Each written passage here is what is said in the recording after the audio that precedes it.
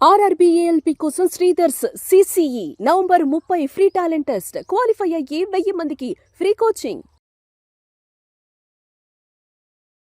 ఈ వీడియోలో world's most powerful prayer, healing prayer ho'oponopono గురించి తెలుసుకుందాం. ఓకేనా? చూడండి, ఇది డాక్టర్ జో విటాలే. ఈయన వరల్డ్ వైడ్ మొత్తం అంతా కూడా ఈ ప్రేయర్ని పాపులర్ చేశాడు. ఇది ఏన్షియంట్ హవాయిన్ ప్రేయర్. ఒక స్టోరీ చెప్తాను దీని గురించి, రియల్ స్టోరీ, ట్రూ స్టోరీ. చూడండి, డాక్టర్ జో విటాలే ఈ హీలింగ్ గురించి అంతా కూడా తెలుసుకునే టైంలో ఆయన ఎరాలో ఒక స్టోరీ విన్నాడు తన ఫ్రెండ్ దగ్గర నుంచి. ఆ స్టోరీ వినిన తర్వాత ఈయనకి మైండ్ బ్లో అయిపోయింది. ఏంటంటే, ఒక సైకాట్రిక్ వార్డ్‌లో చాలామంది ప్రిజనర్స్ అంతా ఉన్నారు. వాళ్ళంతా కూడా mentally ill patients and also emotionally instability and also ఎన్నో క్రైమ్స్ అంతా కూడా చేస్తున్నారు. అండ్ ఆల్సో చాలా కోపంతో విపరీతంగా ఉంటారనమాట వాళ్ళంతా కూడా. సో, అక్కడికి చాలామంది సైకాట్రిస్ట్ అంతా కూడా వాళ్ళని ట్రీట్ చేసేదానికి వస్తా ఉంటారు. కానీ వచ్చిన సైకాట్రిస్ట్ అంతా కూడా వాళ్ళ యొక్క బిహేవియర్‌ని చూసి అప్‌సెట్ అయిపోయి, డిసప్పాయింట్ అయిపోయి పారిపోతా ఉంటారు. ఇది కాన్స్టెంట్‌గా ఇది ఒక లూప్ లాగా జరుగుతా ఉండింది. రావడం సైకియాట్రిస్టులు వాళ్ళని ట్రీట్ చేయాలని చెప్పి ఏదో ఒక ఉత్సాహంతో రావడం, ఆ తర్వాత వాళ్ళు చేసే ఆగిత్యాలంతా కూడా చూసి భయపడిపోయి అక్కడి నుంచి పారిపోతా ఉండడం. ఈ విధంగా జరుగుతూ ఉంటే ఆ సైకాట్రిక్ వాడి మేనేజర్స్ అంతా కూడా ఏం చేశారంటే, ఇంకెవరైనా పిలిస్తే బాగుండని చెప్పి ఒక ఆయనకి ఫోన్ చేస్తారు.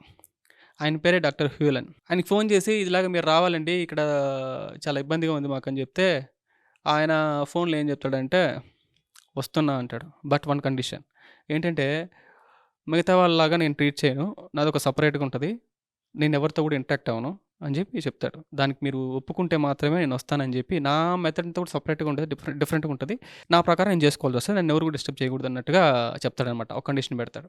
అక్కడ ఉన్న వాళ్ళంతా కూడా, ఆ మేనేజ్మెంట్ అంతా కూడా, ఏంటి ఈయన ఎలా మాట్లాడుతున్నాడు, అసలు ఏం మాట్లాడకుండా, ఏం పేషెంట్స్ అంతా కూడా ఏం ట్రీట్ చేయకుండా, వాళ్ళని ఏం తెలుసుకోకుండా, వాళ్ళకి విషయాలంతా కూడా ఏ విధంగా వాళ్ళంతా కూడా ఏ విధంగా వాళ్ళంతా కూడా హీల్ చేస్తాడని చెప్పి ఒక కన్ఫ్యూజన్లో ఉన్నారు. ఆ తర్వాత ఒప్పుకుంటారనమాట, ఇంక వేరే ఆప్షన్ లేదు కాబట్టి. ఆ తర్వాత డాక్టర్ హ్యూలెన్ వస్తాడు. వచ్చి అక్కడ మొత్తం సీన్స్ అంతా కూడా చూస్తాడు. అందరిని కూడా ఒకసారి చూస్తాడు. చూసిన తర్వాత వాళ్ళని ఎవరిని కూడా కన్సల్ట్ అవ్వడనమాట. డైలీ వస్తాడు. వాళ్ళ యొక్క ఫైల్స్ అంతా కూడా తీసుకుంటాడు. ఆ ఫైల్స్ అంతా కూడా ఒక్కోటి చదువుతా వస్తాడు. చదివేటప్పుడు బాగా వినండి. చదివేటప్పుడు ఆయనకి ఏ రకమైన ఎమోషన్స్ అంతా వస్తుందో ఆయన యొక్క బాడీలో, ఆ ఎమోషన్స్‌ని జస్ట్ హీల్ చేస్తాడు.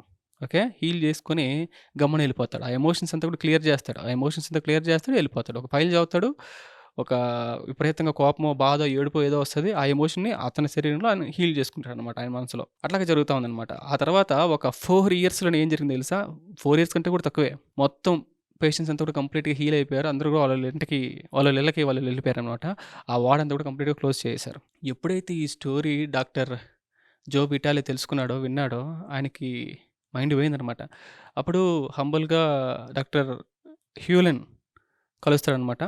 డాక్టర్ హ్యూలెన్ క్లియర్‌గా, సింపుల్‌గా, ఆయన హంబుల్ మ్యాన్. ఎవరైతే క్లియర్ చేసాడో ఇవన్నీ కూడా ఆయన హంబుల్ మ్యాన్. ఆయన నీట్‌గా చెప్తారనమాట. ఇది జరిగింది అనేసి అని చెప్తారనమాట.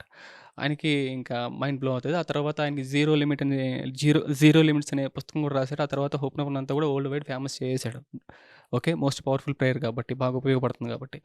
చూడండి, అదేంటంటే, అది ఏన్షియంట్ హవాయిన్ ప్రేయర్ అని చెప్పాను కదా! ఏన్షియంట్ హవాయిన్ పీపుల్ అంతా కూడా ఫర్‌గివ్‌నెస్ ప్రేయర్‌గా దాన్ని యూజ్ చేస్తా ఉంటారు. అంటే క్షమించుకోవడం. అంటే వాళ్ళని వాళ్ళు క్షమించుకుంటే, వాళ్ళ లోపల ఉన్న ఎమోషన్స్ అంతా వాళ్ళు క్లియర్ చేసుకుంటా వస్తే, ఆటోమేటిక్‌గా ఈ ప్రపంచాన్ని అంతా కూడా క్షమించేసినట్టు, ఈ ప్రపంచం అంతా కూడా కంప్లీట్‌గా హీల్ అయినట్టు వాళ్ళ యొక్క బిలీఫ్ అనమాట. అది ప్రేయర్. ఓకేనా? ఇక చూడండి, దీన్ని బాగా అర్థం చేసుకోవాలంటే, conscious mind, subconscious mind, third one ఏంటంటే super conscious mind. Conscious mind అనేది ఒక 5%. సబ్‌కాన్షియస్ మైండ్ అనేది ఒక మెమరీ బ్యాంక్. అంటే అందులో ఈ తరం నుంచి ఉంటది. అండ్ ఆల్సో పాస్ట్ లైఫ్ నుంచి ఉండొచ్చు. ఫ్యామిలీ బ్యాక్‌గ్రౌండ్ నుంచి కూడా, జీన్స్ నుంచి కూడా వచ్చి ఉండొచ్చు. అవన్నీ కూడా సబ్‌కాన్షియస్ మైండ్‌లో స్టోర్ అయి ఉంటది. ఓకే. ఆ తర్వాత సూపర్ కాన్షియస్ మైండ్ అనేది మనమంతా కూడా, వరల్డ్‌లో ప్రతి ఒక్కరు కూడా కనెక్ట్ అయి ఉంటాం ఆ సూపర్ కాన్షియస్ మైండ్‌కి. ఓకేనా? ఇక్కడ ఏం జరుగుతదంటే, మనం ఏదైనా ఒక అన్‌కంఫర్టబుల్ సిట్యుయేషన్ మన జీవితంలో అట్రాక్ట్ చేస్తున్నాము. రకరకాల మనుషులంతా కూడా అట్రాక్ట్ చేస్తున్నాం. టాక్సిక్ ప్యాటర్న్స్ అంతా కూడా మన జీవితంలో అట్రాక్ట్ చేస్తున్నాం. అండ్ ఆల్సో టాక్సిక్ సంఘటనలంతా కూడా జీవితంలో అట్రాక్ట్ చేస్తున్నామంటే, మనలో ఏదో ఉంది. నథింగ్ బట్ మీలో ఏదో ఉంది. అందుకే మీరు అలాంటి పీపుల్‌నంతా కూడా, అలాంటి సర్కమ్‌స్టాన్సెస్ అంతా కూడా, అలాంటి సిట్యుయేషన్స్ అంతా కూడా మీ జీవితంలోకి మీరు అట్రాక్ట్ చేస్తున్నారు. ఓకే. ఎప్పుడైతే దాన్ని మీరు హీల్ చేస్తా వస్తారో, ఆటోమేటిక్‌గా బయట సిట్యుయేషన్స్ అంతా కూడా మారుతా ఉంటాయి. చాలామంది అనుకునేదేంటంటే, ఎందుకో జరుగుతుంది బయట సిట్యుయేషన్స్ అంతా, నాకు సంబంధమే లేదని చెప్పి చెప్తా ఉంటారు. బట్ హోపనోపనో ప్రేయర్‌లో మొదటి కండిషన్ ఏంటో తెలుసా? I am 100% responsible for my life అంటే you are 100% responsible for your life. You have to take 100% responsibility for your life. మీ జీవితానికి మీరే బాధ్యత. మీ జీవితంలో అటాక్ చేసే సంఘటనలకు గావచ్చు, పీపుల్‌కి గావచ్చు, సిట్యుయేషన్స్‌కంతా కూడా మీరే బాధ్యత. మీ నుంచే మొదలవుతుందని చెప్పి మొదటి కండిషన్. ఓకేనా? చూడండి, మనమంతా పుట్టినప్పుడు మొత్తం వైట్ క్యాన్వాస్ అంటే నథింగ్ బట్ ఒక వైట్ బోర్డ్ లాగనమాట. ఏముండదు దాంట్లో. ఓకే. ఆ తర్వాత ఆ వైట్ బోర్డ్‌కి ఒక డైమండ్ లాగా అనుకోండి. ఆ వైట్ బోర్డ్ పైన లాట్ ఆఫ్ ఇంప్రింట్స్ అనమాట. చెత్త చెదారం అంతా కూడా పైన పడిపోయి, ఆ తర్వాత ఆ వైట్ బోర్డ్ అనేది బ్లాక్ బోర్డ్ అయిపోయింది. ఓకే. మట్టి బోర్డ్ అయిపోయింది. రాయలేకపోతున్నాం. యూజ్ కావట్లే అసలు. అదే రకంగానే ఆ ఇంప్రింట్స్ ఏదైతే ఉందో దాన్నంతా కూడా కంప్లీట్‌గా హీల్ చేసుకుంటా, క్లియర్ చేస్తా, డర్ట్‌నంతా కూడా క్లియర్ చేస్తా, ఆ మురికినంతా కూడా క్లియర్ చేస్తా వస్తే స్లోగా లోపల ఉన్న డైమండ్ అనేది మనకు కనబడుతది. అది వెలుతురుగా ఉంటది. ఓకే. ప్రకాశవంతంగా మెరుస్తా ఉంటది. అదేవిధంగా బోర్డ్ అనేది మొత్తం కంప్లీట్‌గా వైట్ అయిపోద్ది. ఆ తర్వాత మనం యూజ్ చేసుకోవచ్చు. ఓకేనా? అర్థమవుతుందా? చూడండి, ఈ ప్రాసెస్‌లో యూనివర్స్ ఏం చేస్తుంటదో తెలుసా? మీరు మళ్ళీ డైమండ్‌గా మారేదానికి రకరకాల సిట్యుయేషన్స్‌ని, పీపుల్‌ని, సర్కమ్‌స్టాన్సెస్ అంతా కూడా మీ జీవితంలో పెడతా ఉంటది. ఎందుకు? మీరు అప్పుడే గదా మీ లోపల చెత్త ఉందని మీకు అర్థమవుతది. అప్పుడే గదా మీ లోపల లాట్ ఆఫ్ ఇంప్రింట్స్ అంతా కూడా ఉంది. దాన్నంతా కూడా ఆ మెమరీ అంతా కూడా క్లియర్ చేసుకుంటా రావాలి అని తెలుస్తది మీకు. అందుకే యూనివర్స్ పలు రకాలుగా, ఎన్నో రకాలుగా మీ ముందు సిట్యుయేషన్స్ అంతా కూడా పెడతా ఉంటదనమాట. సో, చాలామంది ఏమనుకుంటుంటారంటే సో, ఎక్స్‌టర్నల్ సిట్యుయేషన్ వల్ల, ఎక్స్‌టర్నల్ ఈవెంట్ వల్ల, బయట పరిస్థితి వల్ల నేను ఈరోజు ఈ విధంగా ఫీల్ అవుతున్నాను అని చెప్పి అనుకుంటుంటారు. మీ లోపల ఏదో ఉండడం వల్లే ఆ ఎక్స్‌టర్నల్ సిట్యుయేషన్ అనేది మీరు అట్రాక్ట్ చేశారు అని చెప్పి ఓపెన్ ప్రేయర్‌లో మొదటి పాయింట్. ఓకేనా? అంటే ప్రతి ఒక్కటి కూడా మీ లోపలనే ఉంటది. మీరు ఎప్పుడైతే దాన్ని హీల్ చేసుకుంటూ వస్తారో బయట పరిస్థితులంతా కూడా మొత్తం మారుతా వస్తది అనేది ఇక్కడ మోస్ట్ ఇంపార్టెంట్. చూడండి, ఒక మనిషి పర్టిక్యులర్ మనిషి వచ్చి మీ జీవితంలో బాగా మిమ్మల్ని ఇబ్బంది పెడుతున్నారంటే దానికి అర్థం ఏంటో తెలుసా? మీ లోపల ఉన్న ఆ మెమరీకి, అతని లోపల ఉన్న అతను లేకపోతే ఆవిడ లోపల ఉన్న ఆ మెమరీకి, ఆ ఆల్గారిథమ్‌కి, ఆ ప్రోగ్రామ్‌కి రెండిటికి కోరిలేషన్ ఏదో ఉంది. ఓకే. అర్థమవుతుందా? అందుకే మీ జీవితంలోకి వాళ్ళు వస్తున్నారు. మీరెప్పుడైతే ఇక్కడ మీ మెమరీని ఎప్పుడైతే డిలీట్ చేస్తారో, క్లియర్ చేస్తారో, హీల్ చేస్తారో ఆటోమేటిక్‌గా అక్కడ గూడా ఆ మెమరీ అనేది కంప్లీట్‌గా హీల్ అయిపోద్ది. నథింగ్ బట్ మీరు వేరే వాళ్ళతో ఫోన్ మాట్లాడుతున్నారండి, అమెరికా వాళ్ళతో. మీరిక్కడ ఫోన్ కట్ చేసినా, వాళ్ళు కట్ చేసినా లైన్ అయితే కట్ అయిపోద్ది కదా! అదే విధంగానే ఎప్పుడైతే ఇక్కడ మీరు డిలీట్ చేస్తారో ఆటోమేటిక్‌గా అక్కడ డిలీట్ అయిపోద్ది. అర్థమవుతుందా? ఆటోమేటిక్‌గా మీ ఇద్దరి మధ్య ఆ కార్మిక్ బాండ్ అంతా కూడా కంప్లీట్‌గా క్లోజ్ అయిపోద్ది. ఆ తర్వాత అలాంటి సిట్యుయేషన్స్, అలాంటి పీపుల్‌ని అంతా కూడా మీరు అట్రాక్ట్ చేస్తా ఉండరు. ఆ విధంగా మీరు ఫీల్ అవ్వరు. ఇదివరకు ఏ రకంగా మీరు ఫీల్ అవుతున్నారో ఆ రకమైన ఫీలింగ్స్ అంతా కూడా మీకు రావు. అర్థమవుతుందా? చూడండి, ఇది ఓపెన్ ప్రేయర్‌లో అంటే బాగా గుర్తుపెట్టుకోండి. మిమ్మల్ని మీరు హీల్ చేసుకుంటే కంప్లీట్‌గా ఈ ప్రపంచాన్ని మొత్తం మీరు హీల్ చేసినట్టు. అంత పవర్‌ఫుల్ ఈ ఓపెన్ ప్రేయర్ అనేది. ఇందులో 4 స్టేట్మెంట్స్, డివైన్ స్టేట్మెంట్స్ ఏంటో తెలుసా? మీ అందరికి కూడా తెలిసిందే. చెప్పండి ఏంటది? I am sorry, please forgive me, thank you, I love you. ఓకేనా? ఇక్కడ I am sorry, please forgive మీ అంటే, డియర్ యూనివర్స్, ఎక్కడి నుంచి వచ్చిందో, నాలో ఏముందో నాకు తెలియలేదు. అసలు అవేర్‌నెస్‌లో కూడా ఇన్ని రోజులు లేనందుకు I am sorry. And also ఎక్కడి నుంచి వచ్చిందో ఈ ప్యాటర్న్స్ అంతా కూడా కావచ్చు, ఈ మురికంతా కూడా కావచ్చు, ఈ సబ్‌కాన్షియస్ ప్రోగ్రామింగ్ అంతా కూడా కావచ్చు, ఈ కండిషన్ అంతా కూడా కావచ్చు, ఈరోజు బయట ప్రపంచంలోని ఈ రకమైన సిట్యుయేషన్స్ అంతా కూడా, ఈవెంట్స్ అంతా కూడా, సంఘటనలంతా కూడా, పీపుల్‌నంతా కూడా అట్రాక్ట్ చేస్తున్నాను. దీనికి కారణం నా లోపలనే ఉంది, నాకు అర్థమైంది. ఇవన్నీ కూడా ఎక్కడి నుంచి వచ్చిందో కూడా నాకు తెలీదు. అండ్ ఆల్సో ఏంటని కూడా నాకు తెలియదు ఇన్ని రోజుల వరకు. I am sorry, please forgive మీ. ఆ 2 స్టేట్మెంట్స్ ఒకటే. ఓకేనా? ఎక్కడి నుంచి వచ్చిందో తెలీదు. అండ్ ఆల్సో ఏముందో కూడా తెలీదు అనే దానికి I am sorry, please forgive me. First statement ఏందంటే, I take 100% responsibility for my life. నా జీవితానికి నేనే 100% బాధ్యుడిని అని చెప్పి. ఓకేనా? ఆ తర్వాత థాంక్ యూ. నా లోపల ఏదైతే ఉందో నాకు తెలీదు. అండ్ ఆల్సో ఎక్కడి నుంచి వచ్చిందో కూడా తెలీదు. అయినా కానీ అది కంప్లీట్‌గా నా నుంచి వదిలేసి వెళ్ళిపోయినందుకు, ఓకే, నా జీవితం నుంచి వదిలేసి వెళ్ళిపోయినందుకు థాంక్ యూ సో మచ్ అని చెప్పి మీరు డిక్లేర్ చేస్తారు. ఆ తర్వాత ఎదుటి మనిషిలో ఆటోమేటిక్‌గా మీరు ఎప్పుడైతే మీ నుంచి వదిలేస్తదో ఆటోమేటిక్‌గా ఎదుటి మనిషిలో కూడా ఆటోమేటిక్‌గా క్లియర్ అయిపోద్ది. ఆ తర్వాత మీ జీవితం ఇప్పుడు ఎలాగుందో అలానే మీరు యాక్సెప్ట్ చేస్తున్నారు, లవ్ చేస్తున్నారు. ఐ లవ్ యూ అంటే ఐ లవ్ దిస్ లైఫ్ అని చెప్పి. ఓకేనా? అర్థమవుతుందా? ఎప్పుడైతే ఈ స్టేట్మెంట్స్‌ని తరచుగా, ఈ 4 స్టేట్మెంట్స్‌ని తరచుగా రిపీట్ చేస్తూ వస్తారో స్లోగా మీ లోపల ఉన్న క్లటర్ అంతా కూడా కంప్లీట్‌గా హీల్ అయిపోద్ది. అర్థమవుతుందా? ఇక్కడ ఏం జరుగుతుందంటే, ఇక్కడ సూపర్ కాన్షియస్ మైండ్‌లో నుంచి సబ్ కాన్షియస్ మైండ్‌లోకి ఆ ఎనర్జీ అంతా కూడా ఎళ్లి కంప్లీట్‌గా ఆ లోపల ఉన్న క్లటర్‌ని అంతా కూడా కంప్లీట్‌గా క్లీన్ చేస్తా వస్తదనమాట. ఇక్కడ మీరు ఎదుటి మనిషికి చెప్పట్లా, ఆ పరిస్థితికి చెప్పట్లా, మీరు జస్ట్ డివైన్‌కి చెప్తున్నారు. సూపర్ కాన్షియస్ మైండ్‌కి చెప్తున్నారు. సూపర్ కాన్షియస్ మైండ్‌లో నుంచి ఎనర్జీ అంతా కూడా వచ్చి ఇదంతా కూడా కంప్లీట్‌గా మీ యొక్క సబ్‌కాన్షియస్ మైండ్‌లోని ఇన్ఫ్లుయెన్స్ అంతా కూడా కంప్లీట్‌గా క్లియర్ చేస్తూ వస్తది. అర్థమవుతుందా? అది చూడండి, మీరు గుర్తుపెట్టుకోవాల్సింది ఏందంటే, మీరు ఒక సిట్యుయేషన్‌కో, లేకపోతే ఒక మనిషి అడిగిన మాటకో, లేకపోతే ఆ మనిషి బిహేవియర్‌కో మీరు ఫీల్ అవ్వట్లా. మిమ్మల్ని సిట్యుయేషన్ ఎప్పుడు ఫీల్ చేయదు. సిట్యుయేషన్ వల్ల మీరు ఆ విధంగా ఫీల్ అవ్వరు. మీరు సిట్యుయేషన్ ఏ విధంగా పర్సీవ్ చేశారు అనే దాని మీద మీ ఫీలింగ్ అనేది ఆధారపడి ఉంటది. అంటే మీరు ఒక సిట్యుయేషన్‌ని ఏ విధంగా గ్రహించారనే దాని మీద మీ ఫీలింగ్ అనేది ఆధారపడి ఉంటది. మీరేమనుకుంటారు? ఆ మనిషి ఆ విధంగా మాట్లాడడం వల్ల, ఆ మనిషి ఆ విధంగా బిహేవ్ చేసిన వల్ల, ఆ సిట్యుయేషన్‌ని ఎదుర్కోవడం వల్ల నేను ఈ విధంగా ఫీల్ అవుతున్నాను, కోపపడుతున్నాను, బాధపడుతున్నాను, ఏడుస్తున్నాను అని చెప్పి మీరనొచ్చు. కానీ అది గాదు.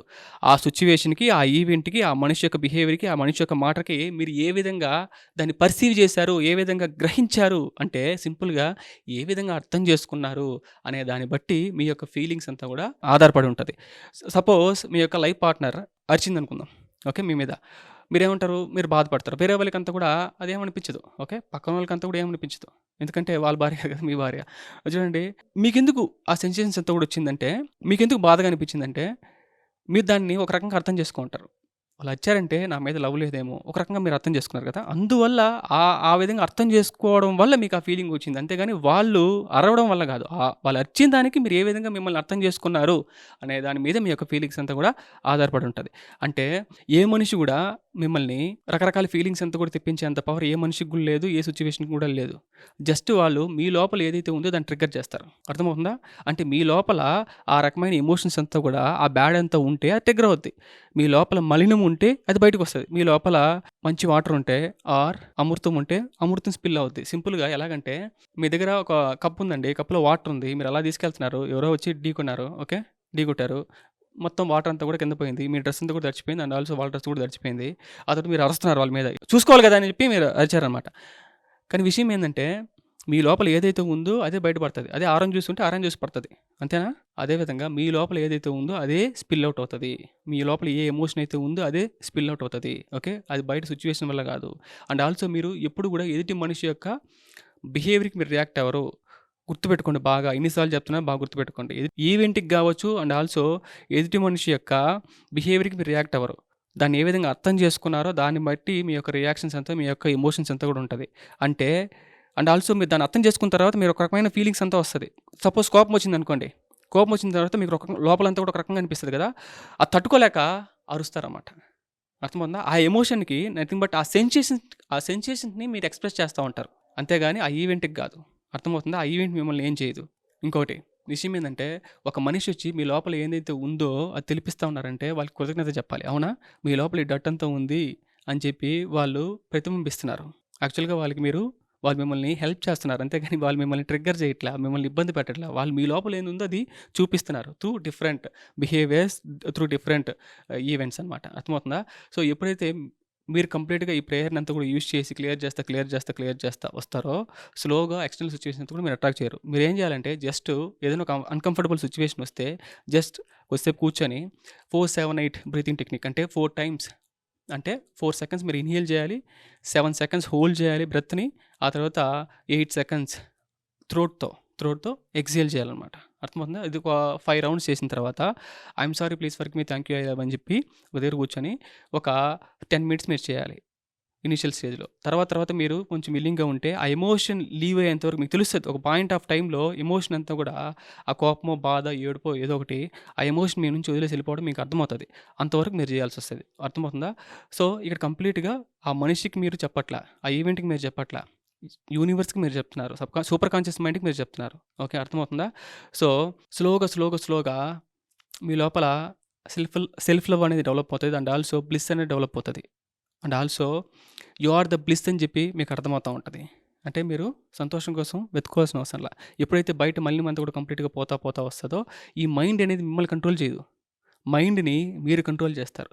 మైండ్ అనేది మిమ్మల్ని కన్జ్యూమ్ చేసేస్తా ఉంటది ఇదివరకు. ఓకే. మిమ్మల్ని పీల్చేస్తా ఉండొచ్చు. ఇక మీదట మీరు మైండ్‌తో ఆడుకుంటారు. మైండ్ ఒక టూల్‌లాగా మీరు యూజ్ చేస్తారు. ఒక వస్తువులాగా మీరు యూజ్ చేస్తారు. అంతేగాని మైండ్ మిమ్మల్ని ఒక వస్తువులాగా యూజ్ చేసుకోదు. ఎప్పుడైతే ఈ ప్రేయర్ మీరు తరచుగా చెప్తా వస్తారో. అర్థమవుతుందా? ఎలాగంటే ఇప్పుడు గ్లాస్ ఆఫ్ వైన్‌ని మీరు తాగాలి. అంతేగాని గ్లాస్ ఆఫ్ వైన్‌లో మీరు పడిపోకూడదు. ఆ విధంగా అనమాట ఇది. ఓకే. సో ఎప్పుడైతే మీరు కంప్లీట్గా ఇదంతా కూడా కంప్లీట్గా హీల్ చేసుకుంటూ వస్తారో మీ జీవితం అనేది అద్భుతంగా ఉంటుంది. ఇంకా డీపర్ లెవెల్ మీరు అంతా కూడా హీల్ అవ్వాలనుకుంటే contact the number on the screen and join for heal and manifestation program faith in Mahesh Vivekanand.